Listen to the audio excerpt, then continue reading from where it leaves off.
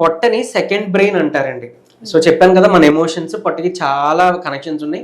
ఈ పొట్ట హెల్త్ బాగుంటే మనం పీస్ఫుల్గా ఉంటాం. ఈ పొట్ట హెల్త్ బాగుంటే, ఈ గట్ హెల్త్ బాగుంటే ఇమ్యూనిటీ బాగుంటుంది.